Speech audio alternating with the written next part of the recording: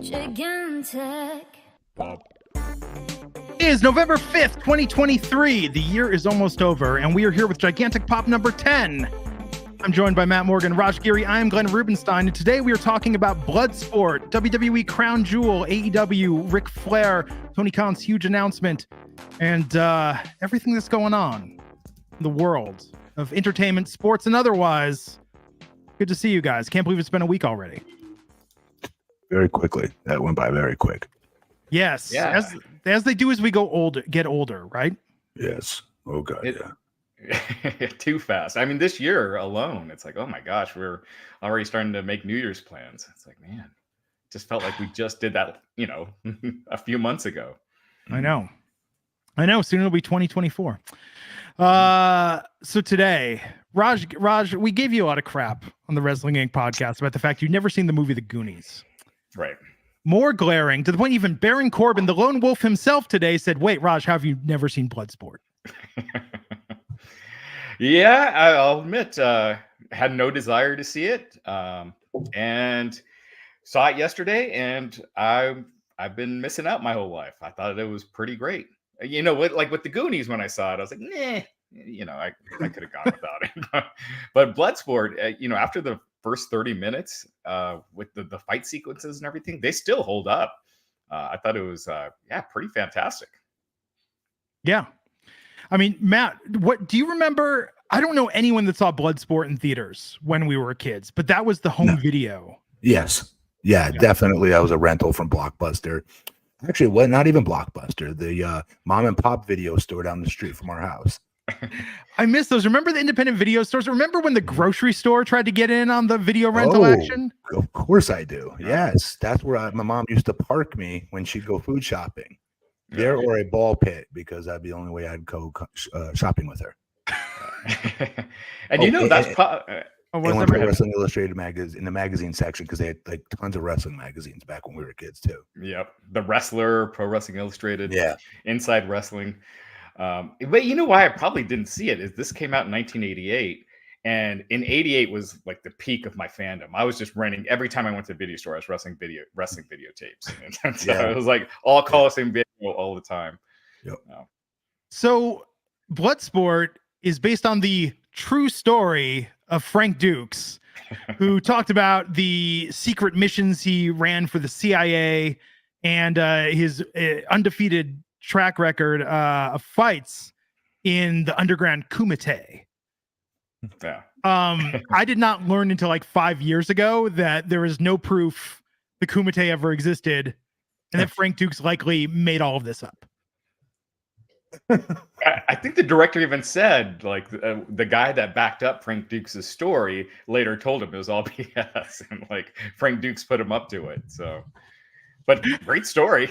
I remember my dad had a friend who was like a Vietnam veteran and was really into martial arts. And I remember having dinner with him, and I was like, so what do you know about this Kumite thing? And he was like, what do you mean? I don't know of the Kumite. I'm like, no, I get that it's secret, but you can tell me. What do you know about the Kumite? And I remember him just looking at me like I was crazy as I wanted to talk about like Bloodsport and this underground world of martial arts. And I was convinced it was a conspiracy, that it was so secret, even an experienced martial artist would not tell you the secrets of the Kumite. Kind of like Fight Club before there was Fight Club. Yes. So in this movie, Jean-Claude Van Damme is going to enter this. We've got Ogre from Revenge of the Nerds as the American. Doesn't he look like a small Braun Strowman? Right? Oh, Matt, you're muted. No, still nothing from Matt. We'll figure it out. Bear with us a second, folks. Matt's gonna figure that out. It was working, Matt. I don't know what happened. Maybe try holding it down. Got it. Oh, there we go. Oh, there it is. So he looks like a typical like all Japan gaijin wrestler from the 80s, like fill in the blank for a rando American that couldn't get over here per se. I'm not making fun of them, but being brought into all Japan because they're over 280 pounds. And it's funny like how times have changed because his first scene or the first scene where him and Van Damme are in this same spot, he's like hitting on this girl on this bus. So I assumed he was a heel and like Van Damme was going to beat him up, but no, he was a baby face. Yeah, weird, right? Seeing him in that role. But, well, especially because he was Ogre in Revenge of the Nerds. Yeah. Definitely one of the all-time bullies for movies, for our era as kids. Wait, Raj, did I hear Glenn correctly earlier say that? What did you say? Lone Wolf tweeted the Lone about Wolf you not Baron seeing Corbin. this? Yeah, he made fun of you for not seeing this. He did. Finally getting his shots back in, Matt. After all those years, you talked about the skinny fat and the skullet. Yes. Yes. Yeah. Hey, everyone got to take their great shots at me. It's my turn. No, I'm joking. That's awesome. But you should feel horrible about that, Raj, because like again, this is yet another movie where we all like. Did they just not let you out of your house? Well, what happened for you to miss all of these classics? I think I'm almost all caught up now. Like with Bloodsport, I think I'm almost there. There's gonna be another one Glenn throws out there. You're like, nope, never saw it. I don't know though, Matt. I mean, let me just pose this question. I think this is true for you and I. Would you trade Raj's bank account to erase all that pop culture from your memory? To cut you off there and say absolutely. Actually, though, I would love I mean, even aside from that, you know what the best thing ever would be right now? I don't want something that recommends movies to me. I want something that can erase movies I love from my memory so I can watch them from the first time again. Ooh, that's a hell of an invention. Someone could ever figure it out. Yeah, Total Recall style, you know? Like eternal spotless mind. Yeah, that would be incredible. It would. But no, this movie was major for so many reasons. So one, you know, this is where the idea for UFC came from, and they've kind of said as much, that this at least got the ball rolling, because we used to talk about this as a kid, like what's better, you know, boxing, taekwondo, karate, Krav Maga. Like there was always that argument. Brazilian jiu-jitsu. I think we've learned that Brazilian jiu-jitsu, I think, is still the dominant in UFC.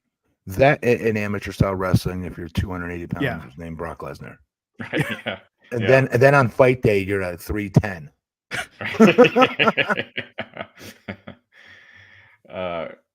Yeah. I mean, it looks very UFC-ish, so you could definitely see the inspiration for those early UFCs for sure. And I know Mirko Krokop, he kind of got into MMA because of this movie. So yeah, best kick, one of the most lethal kickers of all time. I still think he has the most lethal kick of all time.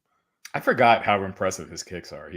I mean, they look amazing. I mean, when I first started watching, I was like, oh my God, what have these guys gotten me into? Because every scene looks like it was done in one take with the acting. And sometimes that's all you need, Raj. That's the humor in most of it, but like the fight scenes were really good, and the heels in it were very good. Yeah, and it reminds me of that game Punch Out, where all the heels kind of have their own personalities. Yes. Yeah, and you keep really working your way up. It's honestly, it's the same. If you really look at it with the tournament breakdown, it's kind of very similar. You better have seen this. I'm gonna be very mad at you. Over the Top with Sylvester Stallone. Oh yeah. Oh God, yeah. I had the soundtrack. That's another movie we should probably cover on the show. But did you ever turn your hat around when you were doing arm wrestling? You know, I swear on the Holy Bible, yes. Yes, as a kid, yes. And I always like how this was the special. I did that too. Guys, remember I told you before I was about to fight my friend Josh Schultz, I put a Jake the Snake Roberts and Bruce Beefcake figure in his freaking locker so it'd fall out on him. I'm like, yeah, that's what's coming to you. Sleeper hole DDT after school. So if I'm doing crap like that to get in kids' heads, you don't think I'm doing this during the arm wrestling, like Over the Top? Hell yeah. There was so much shit we believed as kids. I was seeing a Reddit post the other day. Somebody found a backpack with like a bunch of coffee beans in it. And it was like, oh, they were trying to smuggle drugs because they saw Beverly Hills Cop and they thought coffee would mask like the smell of the drugs. I mean, we thought that as a kid. Apparently it doesn't. Everyone, because of Die Hard 2, everyone thought Glocks could defeat metal detectors because they were made of porcelain. We all thought, really quick, no offense. Your childhood's a hell of a lot smarter than my childhood, because my childhood, all of that, those last two things would have stumped me. I would have no curiosity whatsoever or knowledge that those were two real things. Okay, well those are, I mean, they're not, but yeah, people thought they were. but here's the two also we believe. If you break somebody's neck, they'll die. in a fight, or if you hit them in the nose because of fire starter, you'll shove the bone up into their brain and they'll die. Yeah, is that not true? I mean, Yes. Is it? If you do that punch. How often do you hear? Like, but Matt, like Bruce Willis did it in Last Boy Scout. Okay, You but would do that but punch. here's my question: our entire lives, Matt, you live in Florida. A lot of crazy headlines come out of there. I never see a headline that says somebody killed somebody in a fight by hitting them in the nose and shoving their nose bone up into their brain and killing them. Stay tuned. I'll be your hashtag Florida man tonight. When I was in Florida last year, there was a news story about this woman trying to kill her husband with a frozen squirrel.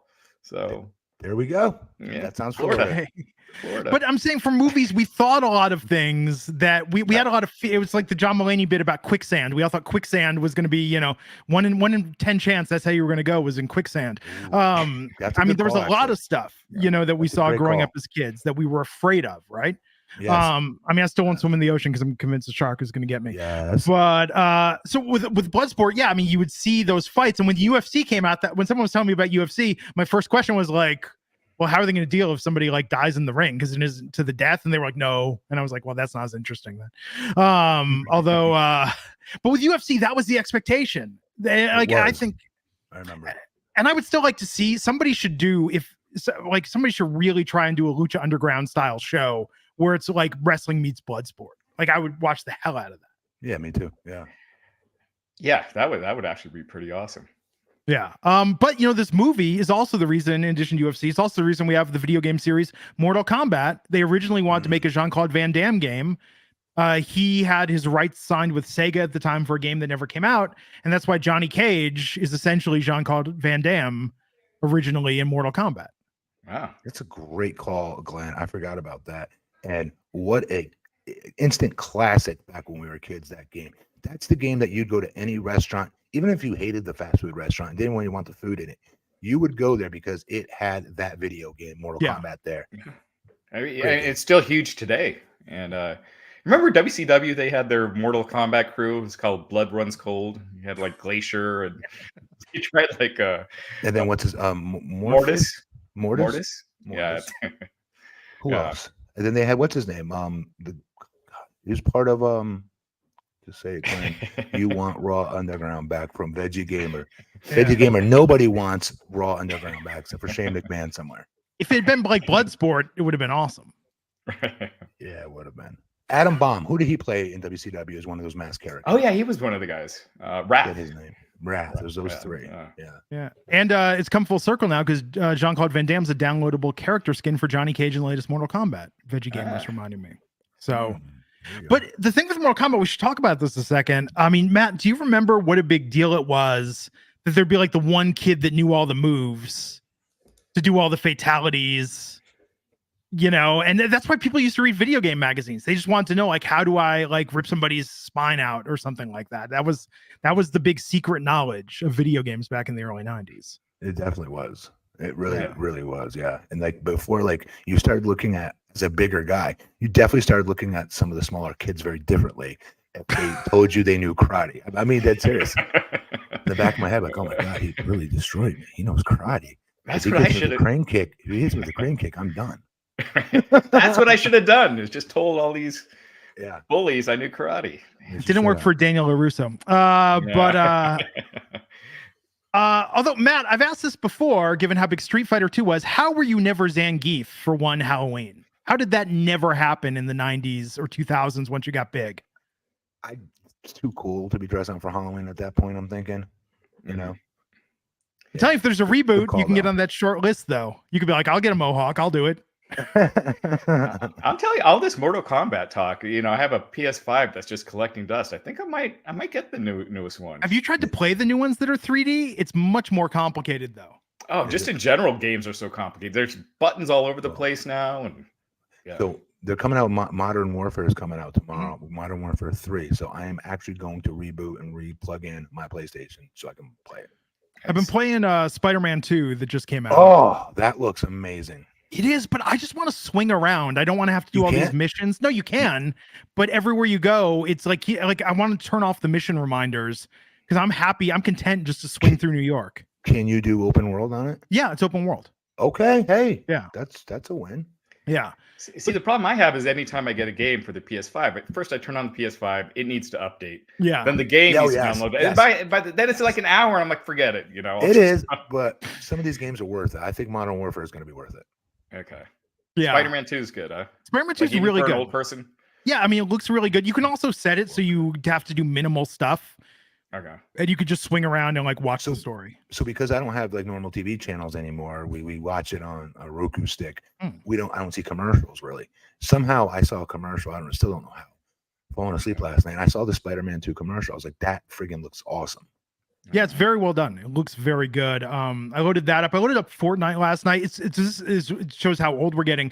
Fortnite now is bringing, like, they have an OG Fortnite. They're taking it back to 2018, the original island. And I'm like, it's been that long that Fortnite's doing a retro thing of itself right now.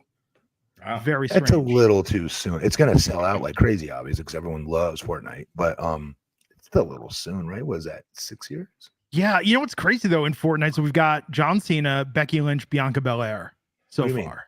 They're skins. There's a John Cena skin you can buy. What? You could buy Becky Lynch. You could buy Bianca Belair. Do they get any money from that? It's probably adjusted against their downside guarantee, right? Yeah. I hope they do because that's pretty damn cool, and that's a popular ass game. So hopefully they get paid on that. Yeah. But yeah, man, I'm still so with Bloodsport. This was a home video movie when it first came out. I remember every sleepover. I probably saw this 5 or 6 times, and then it's never left cable. I'm still flipping around cable now, and it's like on HBO or Stars or Cinemax. Like they still show this all the time. It's never gone away. I mean, the amount of money they made on this, it cost like $1.5 million to make, and it made like 50 million at the box office. And I'm sure it's making just a ton with these repeats that they're doing. So kudos to them. I mean, it was the most profitable movie that the studio had ever done up until that point. And then Van Damme went on from this to Cyborg, which I saw in theaters. That was the first Van Damme movie. I might have even seen that before this. Was he because Jean-Claude Van Damme is kind of dressed like Debbie Gibson this whole movie when he's not fighting. That's what's the style of the time. I guess so. It's a little distracting. Yeah. But I think I know you talk about the acting, but I actually think it makes him more likable in this. He's more believable because he got so cocky in his roles, and all of it, like everything blended together after this up until probably Time Cop. I still think Time Cop is his best movie. What? Have you watched Time Cop recently? More than Universal Soldier? The first Universal Soldier is not great. I don't think I liked it. With respect, none of his movies are his best movies. It comes down to which is the more what's the word I'm looking for? The movie that we laugh at, not for the reasons they intended. Kind of okay, even Bloodsport with his terrible acting was hilarious. Okay. Let me rephrase. Time Cop is the best movie he is in. Like you could have put anyone in that role. He only does the splits once. He's just there. But Time Cop is like I'm a mark for any movie about time travel. Sure, Time Cop is really, really a good movie. Okay, I'm with you on that. Time travel special, yeah. I haven't seen it. That's actually even more shocking than Bloodsport, just because it was so popular in like 1995 or 96 when it came out. And also, you like time travel movies. I do, yeah. But yeah, never saw that one. The only Van Damme movies I had seen before this were Universal Soldier and Double Impact. For some reason. I mean, Kickboxer is like Bloodsport light. Mm-hmm. It's not as good. It is. I agree. They remade it though with Batista as the bad guy. Oh, okay. Yeah, like 2016. That was one of Batista's like earlier roles. It's another movie I was supposed to be in. Really? Wait, tell me that story. Because they started for it. They started for that before 2016, if I remember correctly, because I was still wrestling. Yeah. That's interesting. That would be, Matt, that would be fascinating. Like what I know there's some you can't talk about that you've told me like off the air, but is there anything else like notable that like you went up for where they were just seeing like wrestlers and big guys that could act? I'll think about it when we're off there. Like I'll pop in my for instance, the one you just said, I would not in 1,000 years have remembered that unless you just jogged. Really? Yeah. Well, I remember during your season of Tough Enough, Hawk. What he got to audition for Colossus in X-Men 2. See, Now this is where I think rumors run amok. Oh yeah, X-Men 2. Okay, fine. That's back in like 2002, 2003. Which, God bless him. You know, all the more power to him. But I don't know how the hell they saw that. That guy doesn't. Well, he didn't get it. Muscle on his body, but. Yes, and as Tom McCoskey is pointing out, Jean-Claude Van Damme was in the first Break-In movie. Was he? Along with Ice-T. Yeah. He's just in the background. I'm gonna have to break this to you guys. I have not seen Break-In.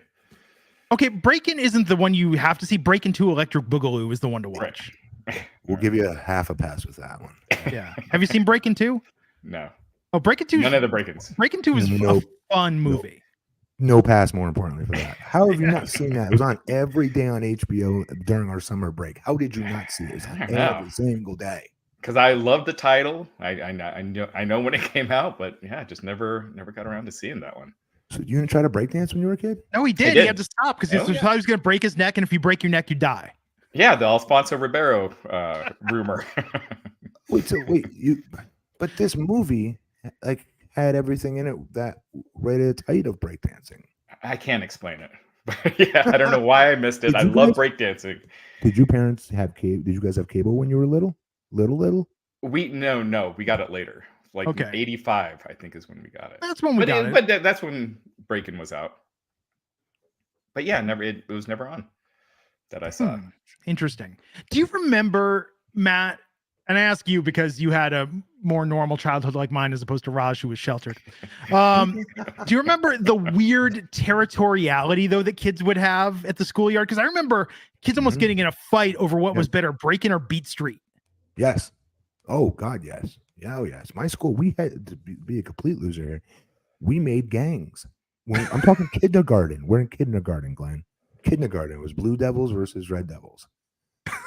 I can't make this crap up. So I was in one. And I remember I came to school. Remember you could buy like the Mr. T stuff because he was so over. Yeah. Like his fake chains, his headband, his wristbands. I would put that on at recess and try to be like Mr. T. I think I was cool running around with the Blue Devils. I mean, I don't know. I've told this story before, but later when I was like 14, I shaved the lines on my eyebrow like Vanilla Ice. Oh, so I mean, did that. Yeah, I definitely did that. Yeah. We were easily influenced in the suburbs. Yes. Oh God, yeah. Yes. So weird. That reminds me, Paramount last week came out with a Milli Vanilli documentary. Yeah. About time. It's about time. Yeah. I saw this. It was one of those like behind the music, like way back in the day. That was the first one. It was on Milli Vanilli, and at the end they're like, "Yeah, Milli Vanilli, they're back together. They've got their life back together," and it left on a powerful note, and then it goes, "Oh, in an update, Rob Vanilli died, passed away." Yeah. But Fabrice is in the new documentary. They've got a ton of archive footage of Rob. But there's a fictionalized version coming out, like an actual biopic. But this is on Paramount Plus. Very good. It's 2 hours long, and I swear to God, I'm like such a mark for this. But I was crying at the end, like misty-eyed, wiping away the tears because they show Fabrice at a concert actually singing "Blame It on the Rain" to a big crowd, and he sounds beautiful. And I'm just like, what a triumphant moment after 30 years of hell and people giving him shit. Like, no, this guy can really sing now. He's out there and he's drawing these big crowds. It was very nice, but I highly recommend that documentary if you want a little more nostalgia from the late 80s, early 90s. And those songs are still bangers. I don't care what anyone says. Yeah. Just real quick, I'm going to answer this question real quick. J.R. Smith is asking, in one of the early episodes, you mentioned an investment fund you started for your daughter that she increased her contributions to. What was it called? It's an S&P 500 index mutual fund through Fidelity, and it's FXAIX. So you want to check that out. Absolutely. Man. Yeah. I mean, I was talking to my nephew about that same thing. I was like, put away $20 a week now out of your paycheck. Do something. Yeah. It's like, because in 30 years, get started. Because I didn't do that. I sure as hell didn't do that. People told me to do that when I was in my 20s, and I was like, shut up, old man. I'm going to buy a new car stereo where the face removes and there's LEDs that light up. That's what I'm going to do with my paycheck. Fuck investing. Yeah. I bought the stupidest shit in my 20s. Oh, didn't we all?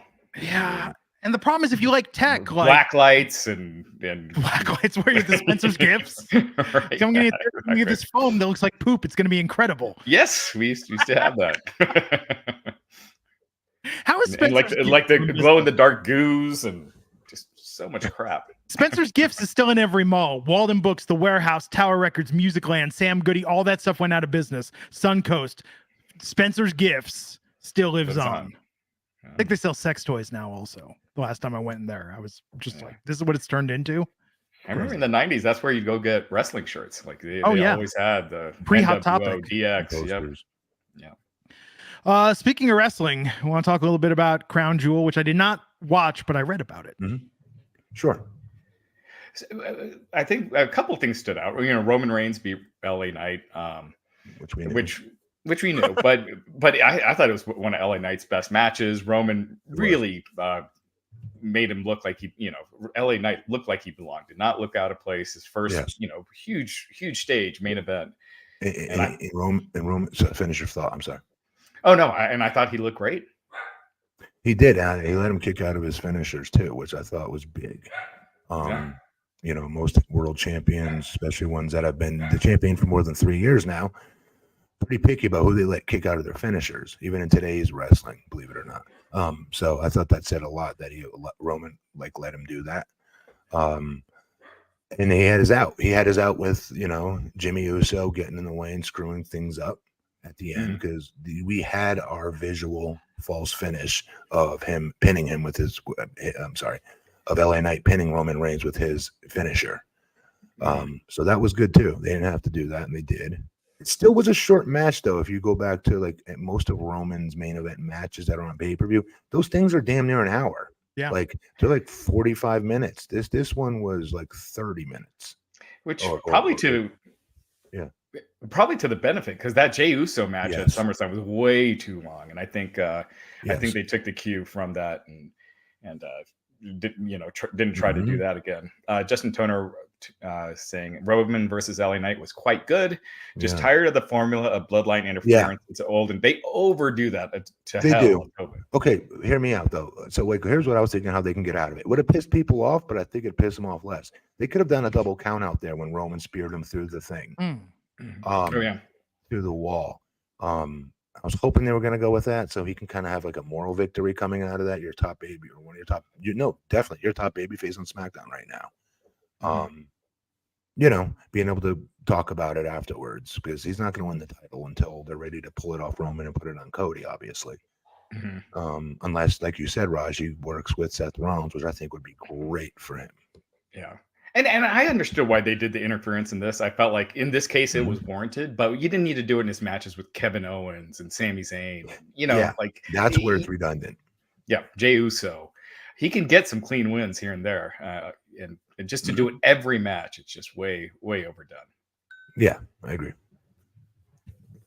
Also on that show, I thought was good. Obviously, Logan Paul winning the U.S. Championship against Rey Mysterio and saving Rey's ass. Rey Mysterio went at one point in the match, jumped off the second rope to do a moonsault, and Logan was a little bit too far away on it, but he caught him at the nick of time, went down to his knees, still holding Rey in what looks like a tombstone position, but kept him from spiking his neck and his head on the mat upside down, and then went back up and put him on his shoulder and did a running power slam, which was inaudible. That was not what that move was supposed to be originally. Rey's head was inches from hitting the mat. He got it right in the nick of time. I'm not trying to overemphasize this or over exaggerate rather, but that's an easily a paralyzable move that could have went awry. I'm being dead serious. He would have spiked himself square on top of his head in the middle of that mat. Yeah. If he didn't catch him the way he did. And he went down on one of his bad knees he just screwed up versus Roman Reigns last year at, ironically, Crown Jewel. Remember, he had to have surgery on his knee. Right. He being Logan Paul. So the fact that he went down on his knees to make sure he caught his partner in the ring is huge to any old school wrestler that watched that match and said, okay, this dude's definitely one of us. He put his body in front of his partner's, his dancing partner's health. And not only that, was quick enough on the fly to give him a running Davy Boy. Mhm. power slam, which was not what that was supposed to be. Again, that was supposed to be an offensive move by Ray. So very, very impressive by Logan Paul. He wins the U.S. title. Definitely agree with that for all the obvious reasons, right? He's a great heel. Everybody hates him, and he's all over social media every time you turn it on. He is, so many people are like, well, yeah, he's good. He gets to rehearse his matches. Like, that's not it. It takes way more than just rehearsing your matches. And who cares if he does? But especially the athleticism part, like the stuff I just explained and what I saw. I'm telling you guys, none of us at that stage in our career could have been smart enough and comfortable enough to not only save our opponent in the ring, but then ad lib like that. Yeah. In transition to a completely different move that you weren't supposed to be doing. Right. Oh, he's very good. And beyond the moves, the stuff he does in the middle, playing to the crowd, getting that heel heat, the timing, like just carrying himself like a star in that ring. Those are things that he's been doing since his first match. It's just insane how he gets it. It's like just he's just a natural. He's amazing. The one thing that was unfortunate is they came on like after the John Cena match. Yes, and the crowd was so deflated after Cena got killed by Solo Sikoa so that they were dead for the next two matches. I don't. So when they're at Crown Jewel, I don't consider that real fans. I'm just being honest. Like they're not. No, meaning like they're. I don't feel like they're watching. Like, did you see like the papered LA Knight, obvious WWE handed them out in the audience tonight to hold up LA Knight? Yeah. Printer paper, basically, is what it looked like. There's like hundreds of them doing it. Like, so these are people minding their own business, having a good time, and saying, "Oh crap, WWE's coming here! I'm gonna get a ticket to that." And then they go watch and they go crazy, watch it and have fun, watch it. But they're not as emotionally invested in it, and like it is here, it's not even close. Yeah. So what I'm saying is like, if somebody's not over when they're over there in Saudi, I don't really put any thought into it, nor do I care. Yeah, but they were hot for like the first match, and when John Cena came out, they were really hot. And then when he got killed, it's like a house show. It's a house show.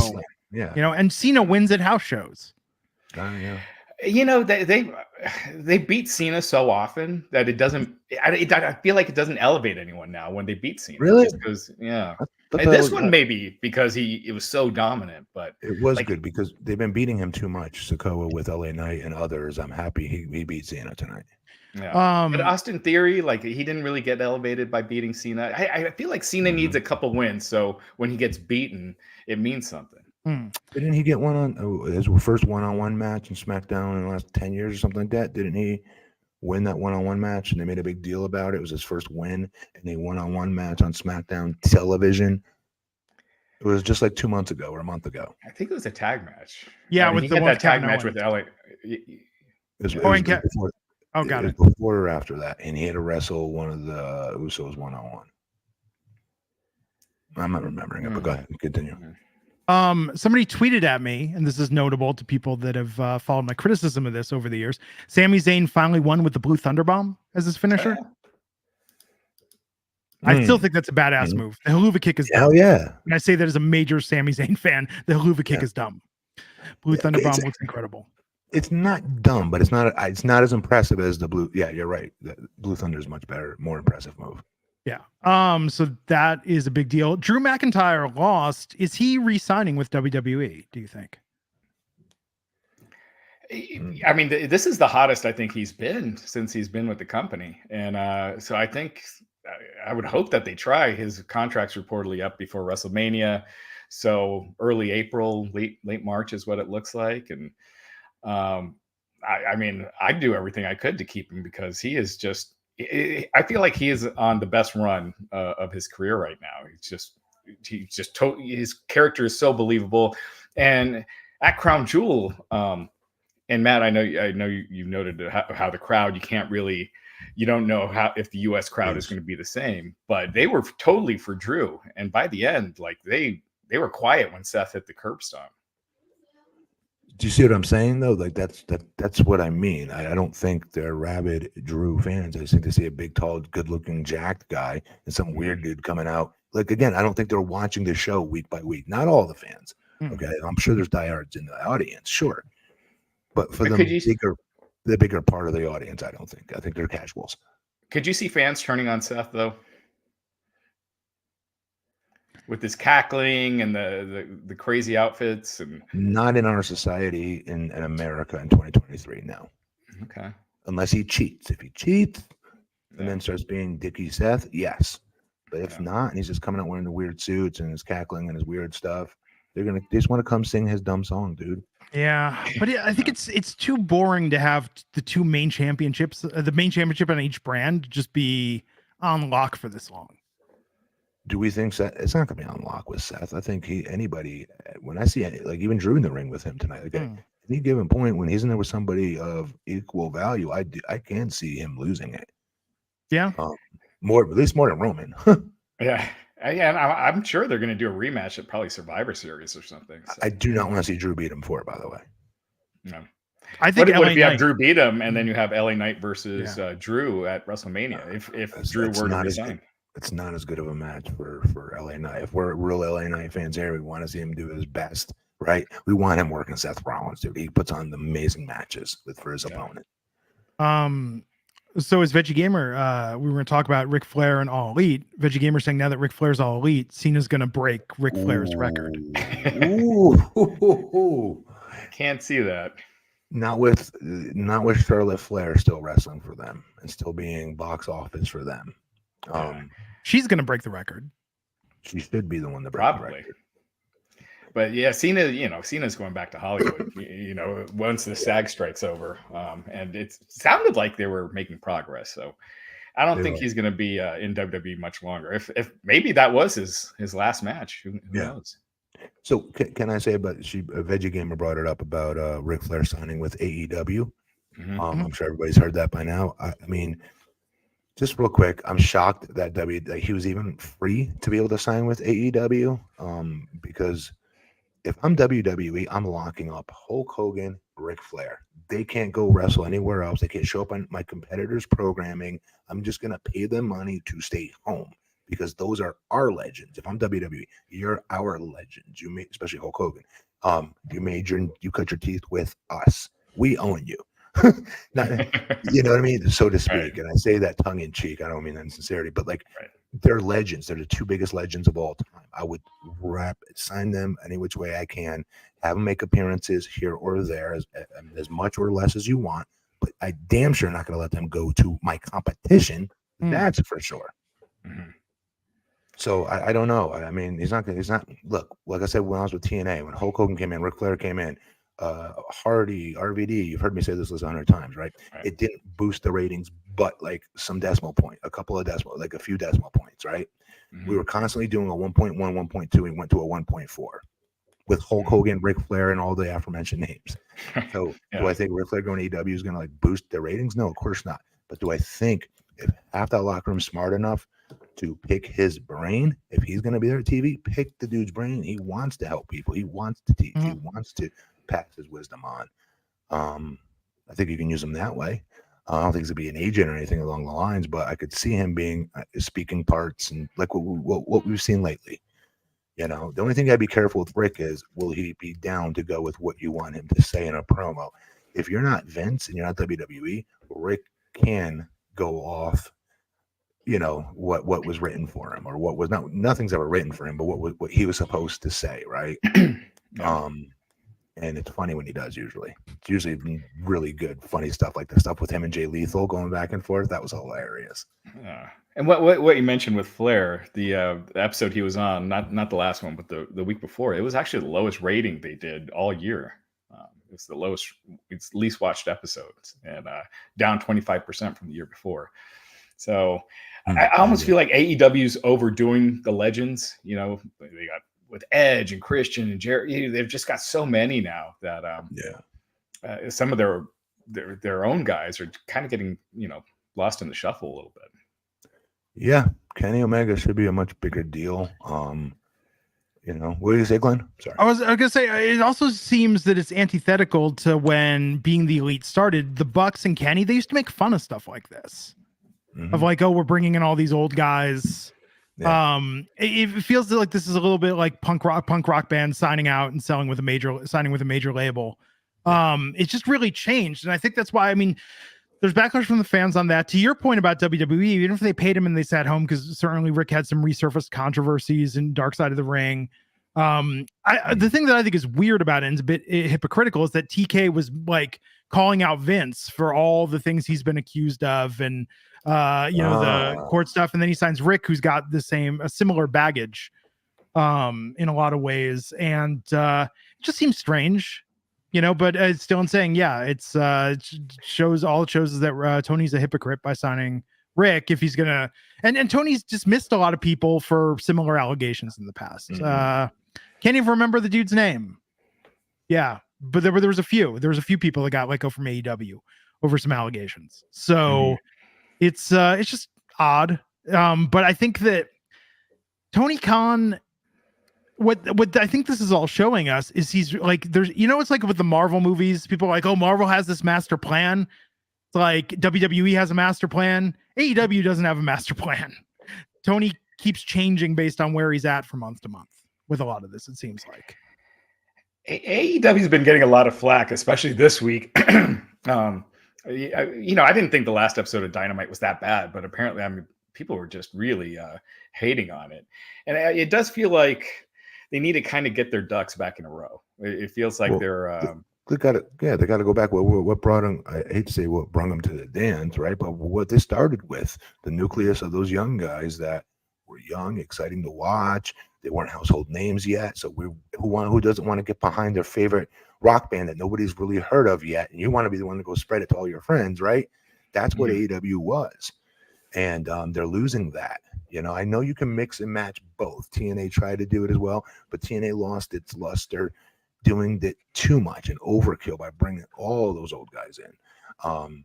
You know what I mean? So there has to be a happy medium there somewhere. I think they did have it there for a minute, but then they just let too many in, way too many in. Yeah, you look at where they were in 2021, and they were just hot. That summer, that fall. I mean, they look like Chris Jericho. I remember when he said we're going to be beating Raw in 3 months, and it's like the 1849 ratings weren't all that off, but now the gap is just so wide now. Dude, every segment was banging on that show. Like they had my total attention from beginning of that show to the end of the show. Like I wasn't clicking around. Like I loved that show. Yeah. And they have the talent. They could definitely get back there. They just need to. I don't know. I know Edge and Christian. That's such a natural feud, but again, it just comes across as a WWE rehash. We're probably not going to get turnaround time fast enough here, but I just want to put it out there to any fans that are watching this right now. As far as do you guys really prefer MJF as a babyface, or would you rather see him as a heel? I'm very, very curious about that because he's killing it. Obviously, right. He's just showing what a great actor he is, and his chops are just enormous, right? He can pull off anything you throw to him, basically. He's proven. But I still want to see him back. I shouldn't be contaminating my own question I asked the fans, but I'm going to. But Matt, I'm with you. It should be like that documentary, the MJF documentary that came out those years ago. You should keep baby facing it. And then there should be some big reveal, like all the stuff you should be talking about, doing charity work with sick kids, all these things. And it should come out that it was all staged. It was such a great show. What do you call it again? A documentary. Yeah. Great documentary. Yeah. That's what it should be, though. He should super baby face, and then it should all be a lie.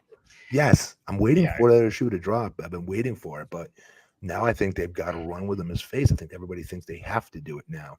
But go ahead. Oh, I was going to just say, like right now as a babyface, they also kind of make him look like a dork a lot. Like, when he's backstage on the last Dynamite trying to get tag partners and everyone's rejecting him. And he's like, it's way too early for that. Like that should be something 4 years, 5 years from now. He still needs, I just think you need to be the dicky heel he's been. He's so entertaining doing it.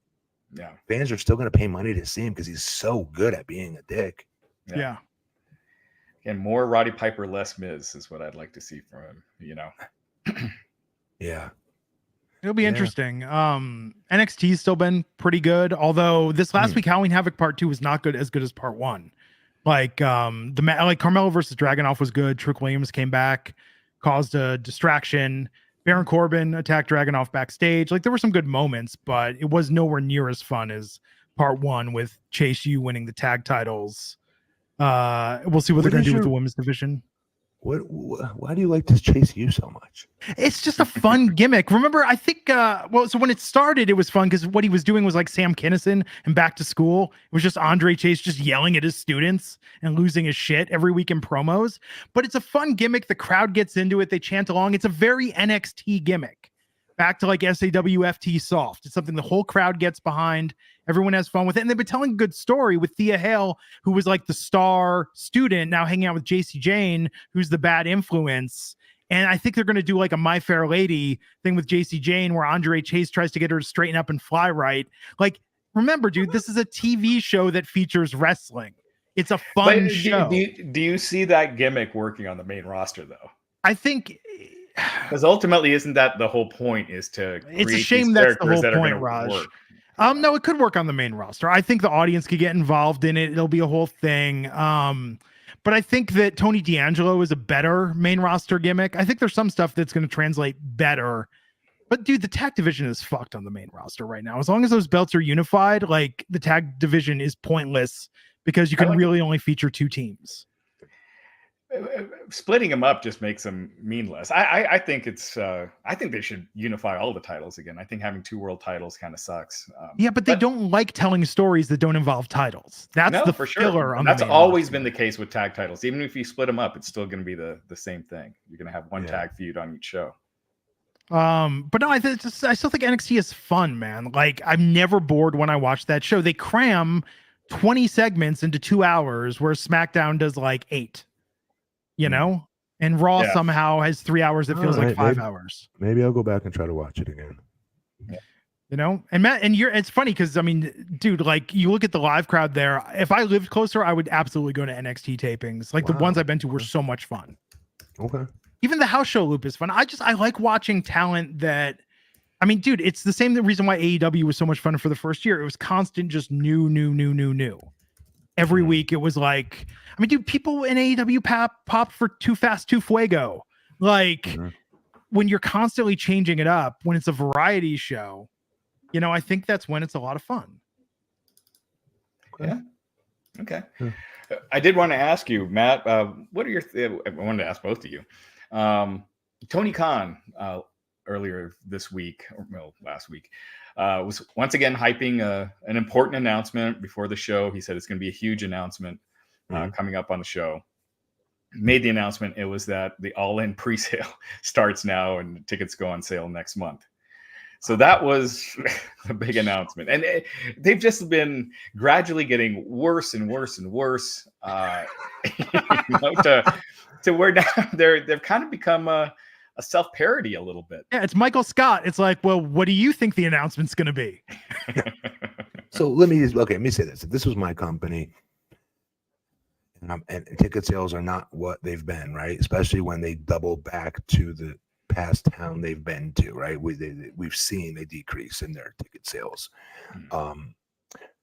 So if that's the case, like, wouldn't I want to hype up this so everybody's not talking about it, but at least it's right out there in front of everybody? And it's no, I can't even say that. I can't even finish saying that, and be honest, and have a straight face and say, hey, I can't. No, you're right. He is the boys cried wolf. With all these multitudes of different huge big announcements, then they've always, my favorite word, Glenn, decrescendoed along the way. Yeah, it's one thing. I mean, it's great to promote, promote All In, be like, we're going to announce All In tickets, ticket details tonight on Dynamite, tune in. But when you keep doing that, you lose the faith of your fans. I agree with that. You do.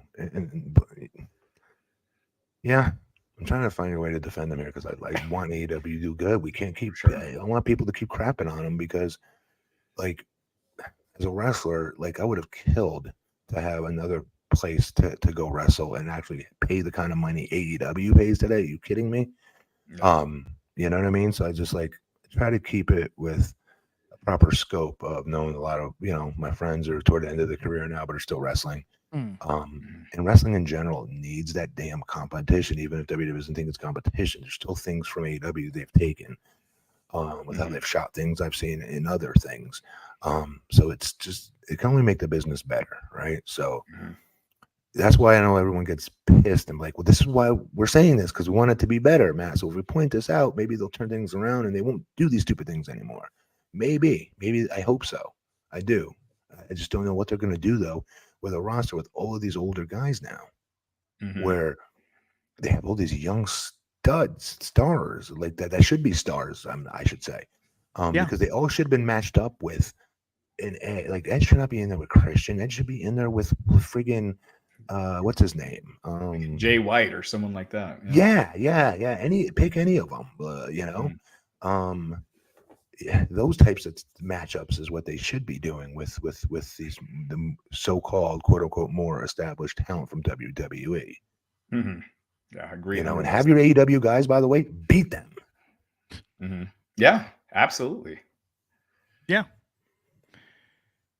It'll be interesting. I mean, the problem, you know what the problem is, and WWE suffers from this all the time. If people want to talk more about what's going on behind the scenes and what's going on camera, like that's not good attention. No, yes, it captures the imagination, but not in a good way. Right. You're right. Yep. And WWE's kind of finally coming out of that. Like, okay, now Vince isn't involved in creative endeavors. They're writing good Chico's, stuff. Whoever's writing their stuff, I have no clue. I just know it's been better these last, I'd say, year and a half. Whenever Bloodline started with Sami Zayn is when I really noticed, wow, like this is getting better. I feel like SmackDown has been a lot better. I feel like Raw has just been the same show every week. It's the Judgment Day versus Sammy, Cody, and Jay. Some variation of that. Can we say this though, really quick? I mean to cut you off, but real quick, Raj. When Judgment Day first started, I did not think it was going anywhere. I was like, they're a bunch of, no disrespect to them, Rhea Ripley and a bunch of mid-carders, essentially. But look what they've done with that. Yeah. Dom, you guys do not remember where Dom was tagging with his dad? He's great. Yeah. Like, are you kidding me? None of us predicted he was going to have this kind of heat. Are you kidding me? None of us could come with a country mile predicting that back then. When he was still babyface tag teaming with his dad, right? And then you have Rhea, which we always knew was going to be the stud star of the group, of course. But Damian Priest was the guy that we could see the potential in, but hasn't hit it yet, right? But like, my point is, they're on so much because they're trying to do what they did with Bloodline, right? Ramming us over the head with the branding hammer, branding of that group. For us to take them seriously, and I think everyone now does. I think everyone does really look at that group, especially with their interactions with Bloodline.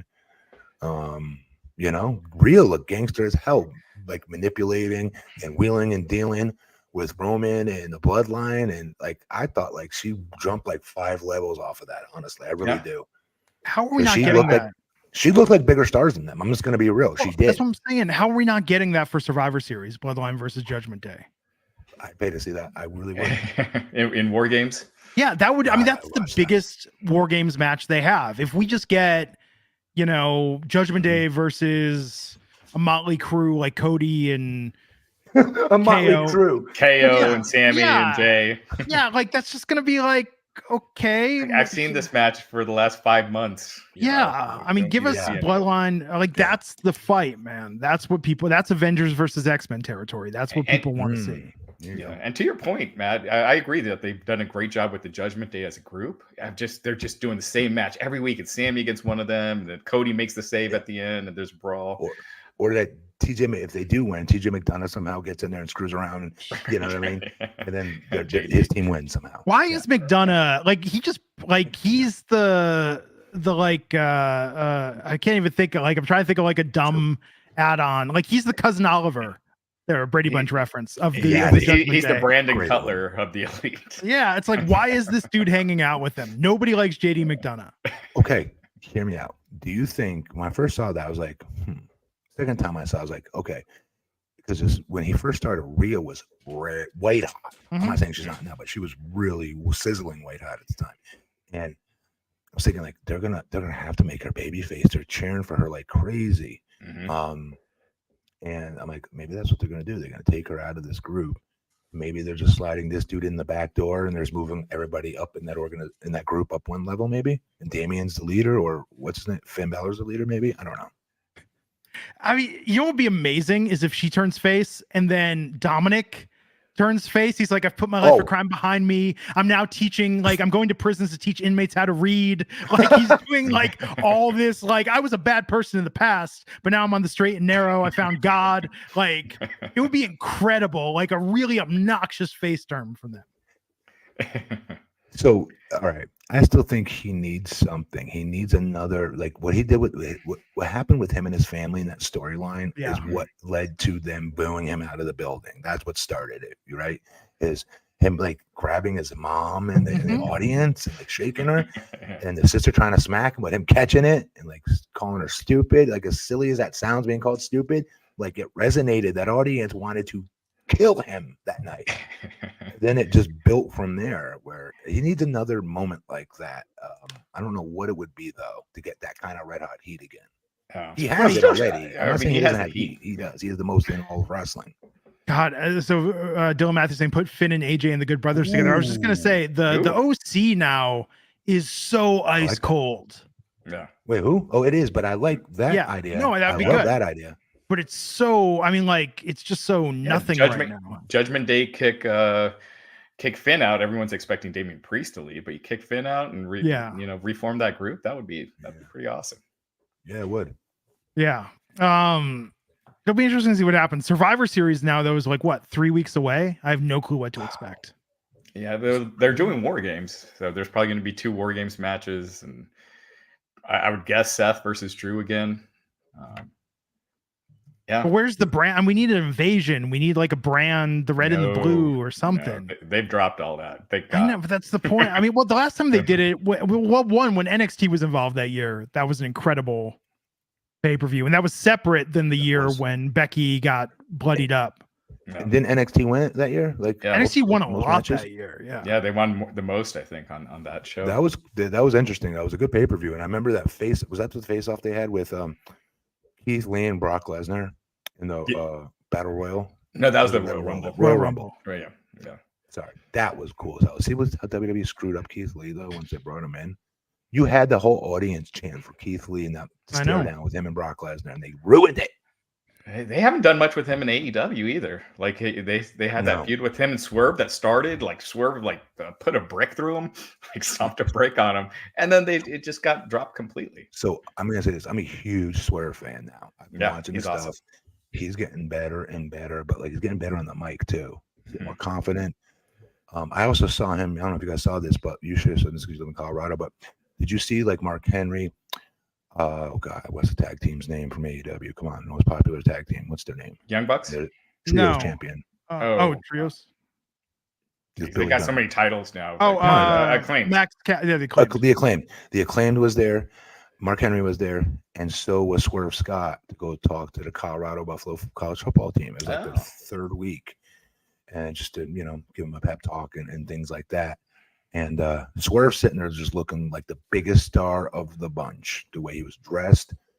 I was just like, everything about that kid just screams star. Like he's never off. Like the other guys were wearing like their pay-per-view t-shirts, like that I probably would have too at the time, if I was still wrestling. But like he made sure that he was wearing like nothing but like jean jacket, jean pants, bandana. Like he looked like a star. You thought he was a rapper, an athlete, like or like in this case a pro wrestler. Like he looked like a star. Yeah, and I just love everything he's doing.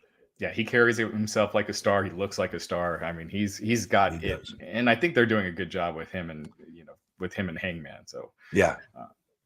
That's.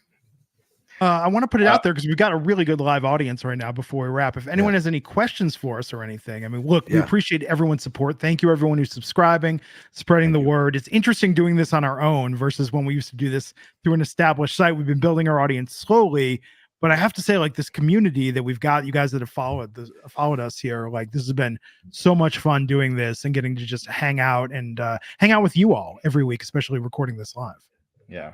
Let me let's get a couple of these. Veggie Gamer is saying, I'm sure you have, but just checking. You have seen the original RoboCop, right? Yes, I have. We should do that one week and talk about how RoboCop saved Sting. Okay, I'll talk about that, but.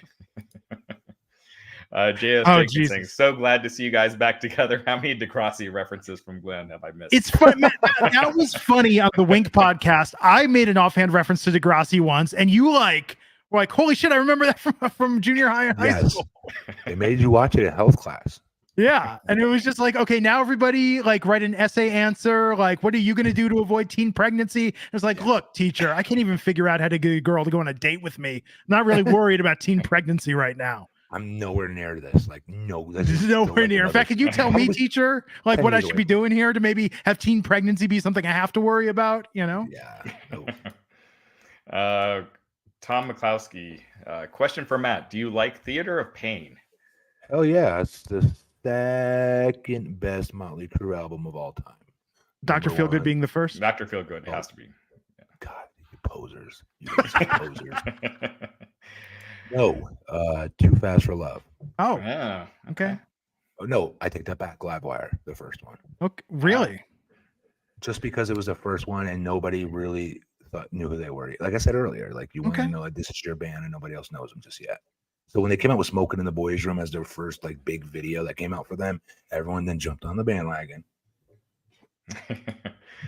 Dylan Matthew, two-parter for all three. Does WWE have a chance in getting Will Ospreay, and does CM Punk show up at Survivor Series?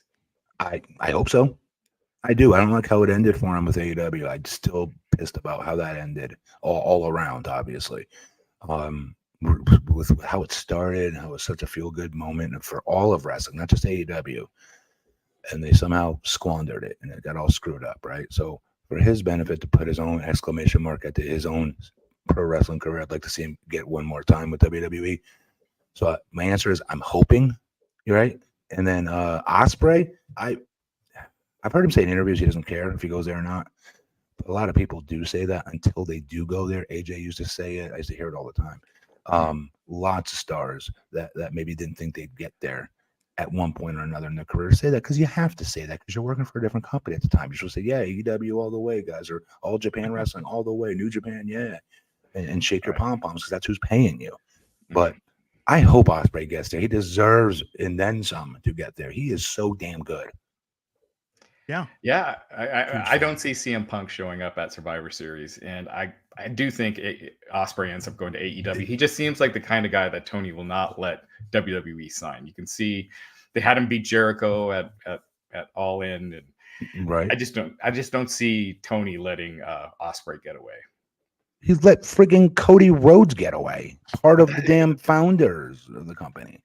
Yeah, but I think there was more to that. With Ospreay, I mean, only rumors, but that can't really say. But I mean, they both basically said that they're never going to talk about it, whatever happened. So, still a pretty big deal to let your top one of your four founding members of your damn company.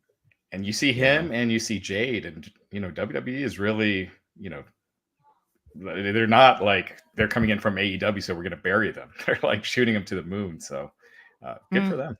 Have I missed it yet? Has Jade done anything yet physically yet, or no? Still no. No. Okay. No. Okay. Good. She shouldn't be yet. Good. And the CM Punk, man, like people keep talking about it so much. Who knows at this point? Beer Money wants to know any movies of the past 20 years based in the 80s that we enjoyed. Beer Money calling out the horror movie Totally Killer, which we recommended on this show, is a great one that's based in the 80s. I mean, I think Stranger Things does a really good job. Okay. If that counts. I was going to say, I can't find one. In my head, I can't think of one that was nowadays or whatever that was set in the 80s, but Stranger Things is a good one.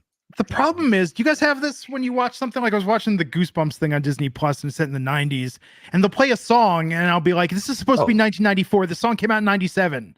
Like, I'm a cranky old man when it comes to that shit. There's that show, I forget the name of it. It's like a murder cold case. Cold Case has very good soundtrack. If they ever produce a soundtrack, I would buy it because they always have all the hits from that year that so whatever person is on the show died, and they're trying to figure out who their killer was and go back and figure out this, really dust off the box of the cold case and try to dig back in and figure out who the murderer was. Anyways, they always go back in time with these little time warps, and they show, like, they'll have music playing in the background. It's never accurate to the year that it's supposed to be, and it drives me nuts. Yeah. What was that movie with Jake Gyllenhaal? There's the creepy rabbit costume in it. Donnie Darko. Donnie Darko. That was based in the 80s, right? Patrick Yeah. Swayze was in it. It's older. I think that came out in the 90s, but I think that was a good one.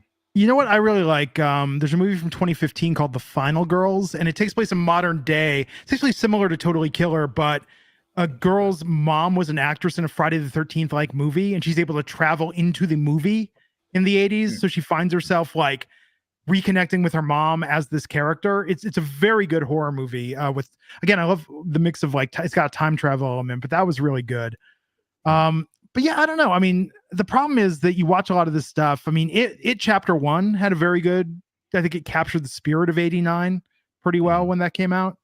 But yeah, it's tough. It's tough to do. I think it, it's, and we're gonna have it with a different lens because we lived through that.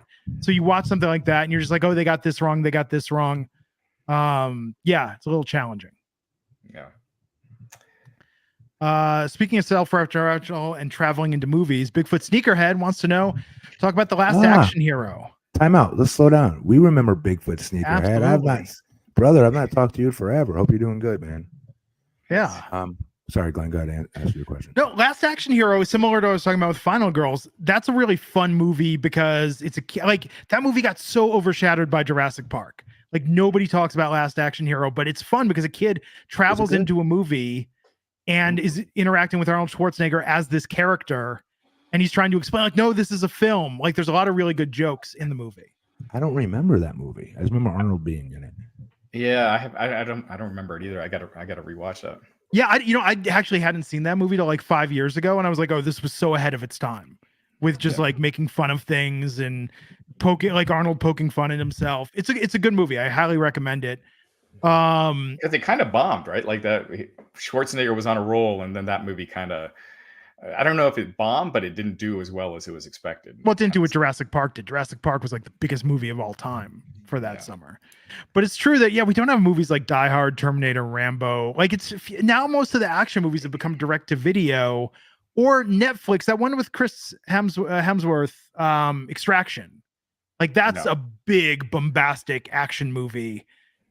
I don't know. It's tough to capture that because I look at stuff like Cliffhanger or Die Hard, like the smart action movies. I feel like we don't get as many of those anymore, or we get ones that are too smart. And it's like, I can't follow this. Like the Mission Impossible movies, I can't tell you what happened in any Mission Impossible movie. It's too fucking complicated. Or Tenet. I didn't know what was going on in that movie. All right. Yeah. Well, everyone, thanks for joining us in the chat. Yeah, you guys were great. Did you guys all subscribe? That's the question. Did you all subscribe? Please tell your friends, post on your social media if you can with the link, and tell everybody to please subscribe. You know how this works. We're all doing this because it's been a while since we've been able to do it. A lot of you guys have been asking about us wanting to do a what do you call it? Like not a tribute show, but like a reunion show. That's what I'm looking for. Thanks, Glenn. Reunion show. And so we decided to do this instead. And so far it's been a lot of fun. It's just three friends hanging out, BSing with one another, and talking about our childhoods, talking about pop culture, mainly pop culture, especially in our childhoods in the 80s, but also today's wrestling. So again, please tell a friend about this, and absolutely, positively, please subscribe. Yeah, and hit the like button. It really helps with the YouTube algorithm. Since we're a new show, any help with the algorithm, really helps us out a lot. So and leave a comment, hit like, hit subscribe, leave a comment. We'll especially early in the week, we'll try to answer as many comments as we can. So please leave one, and we really appreciate it. And soon we'll start doing a rewatch series where we rewatch old episodes of the Wrestling Inc. podcast and then talk about. No, that'd be terrible. That'd be hilarious. So what you guys get to see with this is like what me, Raj, and Glenn would be doing before we would start those wrestling podcasts. You now get to see, us without any kind of what's the word? Raj is actually your filter. Yeah, well, Raj was always the one like, let's bring it back on topic, guys. Yeah. So Beer Money's asking you every Sunday at 7 Eastern. So definitely thanks for checking us out. And love your name. Best most underrated tag team in history, Beer Money. Yeah. We'll figure out what we're going to talk about next week. We'll announce it on social media. I don't know if you guys have anything that springs to mind. said Die Hard and Cliffhanger. I think both. Yeah, we could talk about Die Hard and Cliffhanger. I mean, we could talk about Die Hard. Yeah. Cliffhangers, Die Hard on the Or should we Mountain. wait for Die Hard? Should we wait until Christmas time? Oh yeah, you know, with the holidays and everything. Oh dude, I went to Universal in Hollywood Friday, and the Super Mario World was like too much. It's like I can't hang out with this. They've got a new Nintendo Land. They're gonna open one in Florida too, but they've got this Mario Kart ride, and I've never felt like older, where just all these kids running around punching bricks and blocks with their like Mario wristbands, all these people cosplaying as Mario.